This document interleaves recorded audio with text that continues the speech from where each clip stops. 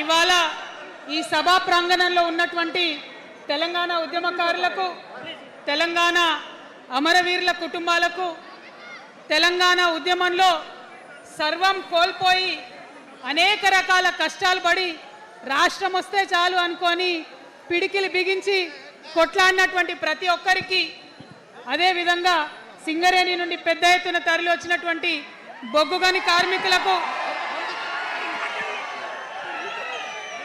నాకు సింగరేణి చాలా ఇష్టం, కానీ మీకంటే మా ఆడబిడ్డలంటే నాకు ఇంకా ఇష్టం. ఈ సభలో ఉన్నటువంటి మా ఆడబిడ్డలకు ప్రత్యేకంగా నమస్కారం తెలియజేస్తున్నా. అదేవిధంగా అనేక మంది మా జెన్జీ వారియర్స్ వచ్చిండ్రు, మా యూత్ వచ్చిండ్రు, అందరికీ కూడా పేరు పేరున నమస్కారం.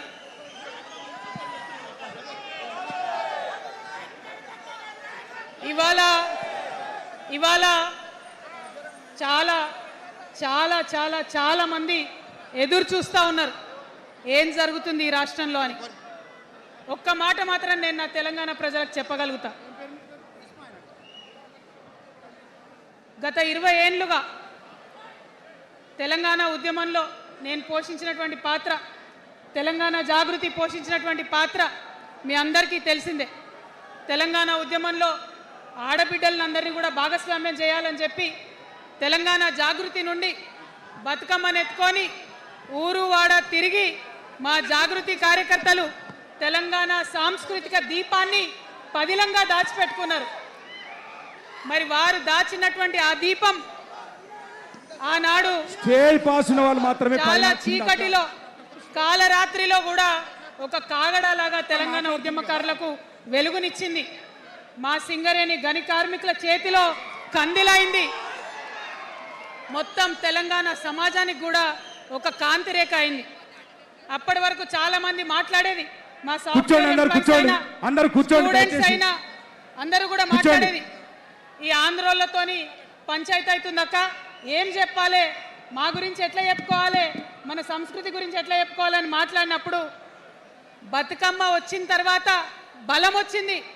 బతుకమ్మ పాట వచ్చిన తర్వాత ఇది మా సంస్కృతి, ఇది మా పండుగ, ఇగో గిది తెలంగాణ అని ఎత్తిన ప్రతి బతుకమ్మలో కూడా జై తెలంగాణ జెండా పెట్టి మా ఆడబిడ్డలందరూ కూడా బతుకమ్మ అంటే ఏందో ప్రపంచానికి పునఃపరిచయం చేసుకోవడం జరిగింది. ఏ ఉద్యమానికైనా డెఫినెట్గా భౌగోళిక స్వరూపం ఉంటుంది, శక్తులు ఉంటారు, వ్యక్తులు ఉంటారు, కానీ ఒక సాంస్కృతిక పునాది, సాంస్కృతిక నేపథ్యం ఉన్నప్పుడే ఆ ఉద్యమాలు తుదముత్తాయని చెప్పి అందరం కూడా అనుకుంటాం. తెలంగాణ ఉద్యమానికి బలమైనటువంటి సాంస్కృతిక పునాదినిచ్చి ఆడబిడ్డలందరినీ ఉద్యమంలో జత చేసినటువంటి ఘనత ఇక్కడ ఉండేటటువంటి జాగృతి కార్యకర్తలదేనని నేను ఇవాళ సగర్వంగా ప్రకటిస్తూ ఉన్నాను.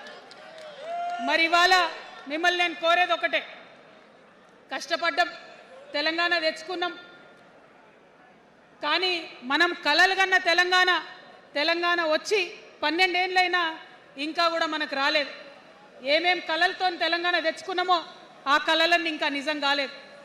మరి తెలంగాణ ఉద్యమ రథం, ఆనాటి ఉద్యమ రథసారథి కేసీఆర్ గారి నేపథ్యంలో తెలంగాణ ఉద్యమ రథం ఎక్కడనో దారి తప్పింది.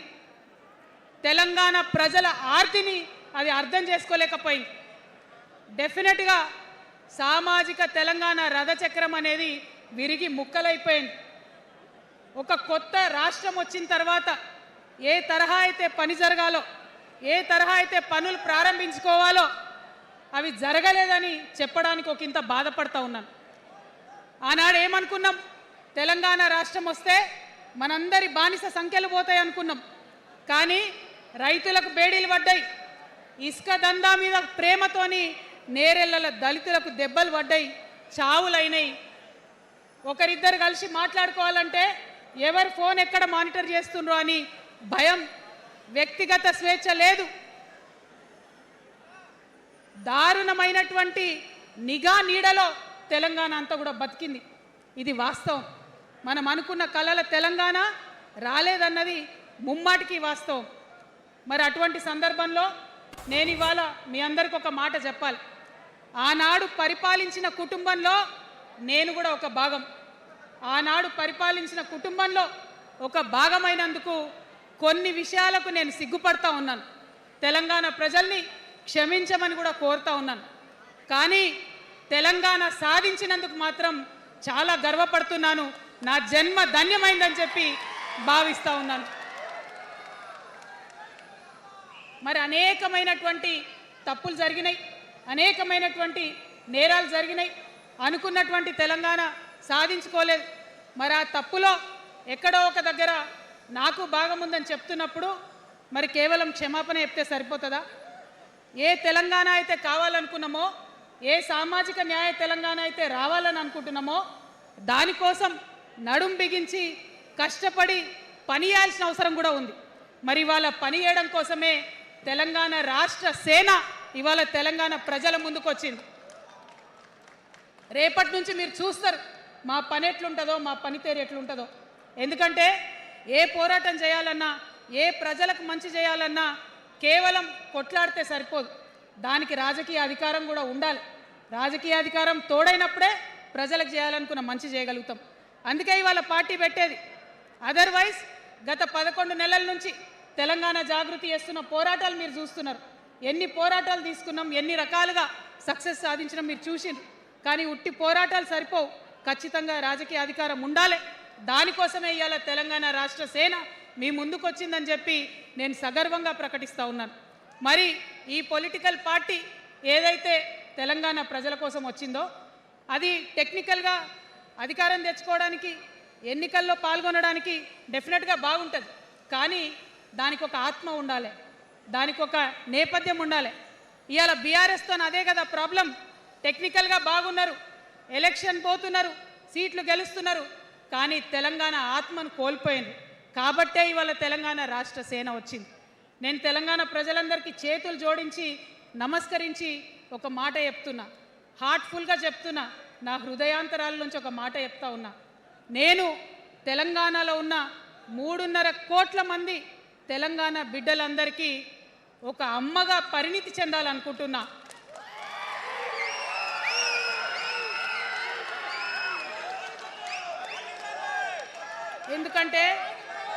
ఎందుకంటే ఒక అమ్మతనంతో పరిపాలన జరిగినప్పుడే బిడ్డలకి ఏదైనా కష్టం వస్తే అమ్మ హృదయం బద్దలవుతుంది. అటువంటి దుఃఖంతో పరిపాలన జరిగినప్పుడే, అటువంటి సంవేదనతో పరిపాలన జరిగినప్పుడే, అటువంటి ఆర్తితో పరిపాలన జరిగిన